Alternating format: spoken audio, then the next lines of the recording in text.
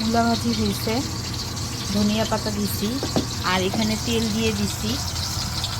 আমি ব্লেন্ডারে পেঁয়াজ রসুনটা তেলে ভাজছি আর শুকনো মরিচটাও তেলে ভাজছি, ভাজার পরে একসাথে পেস্ট করছি। এখন তেলের মধ্যে পেস্টটা দিয়ে দিব।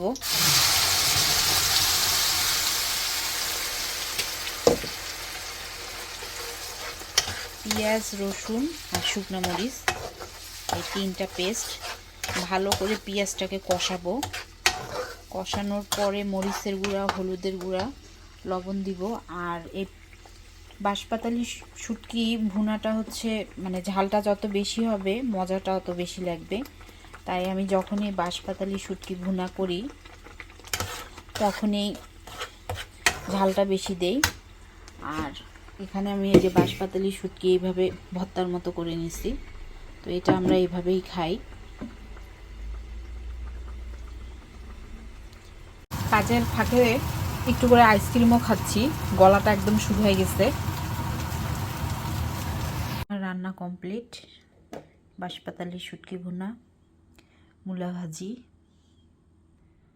পাবদা মাছ ভুনা, আর এদিকে মুরগি ভিজায় রাখছি রাতের জন্য রান্না করব। এখনও অনেক কাজ বাকি আছে। মেশিনে কাপড় দিছি, কাপড়গুলো নিয়ে আসতে হবে, নাড়তে হবে।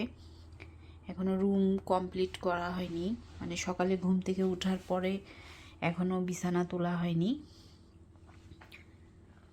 তো এই কাজগুলো সেরে তারপরে ভাত খাবো। ভাত নিয়ে বসে পড়লাম। আগে ভাতটা খেয়ে নিয়ে, অনেক ক্ষুধা লাগছে, তারপরে কাজ করব। তো ভর্তা দিয়েই ভাতটা শুরু করি, দেখি কেমন হয়েছে।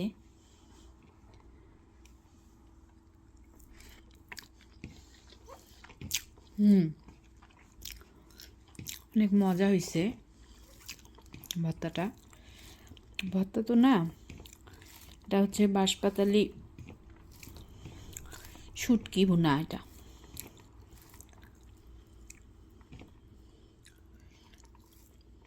সব কিছু একসাথে আমি নিয়েই বসছি। কাপড়গুলো মেশিন থেকে যেয়ে নিয়ে আসি, মেশিন থেকে কাপড়গুলো বের করে নেই।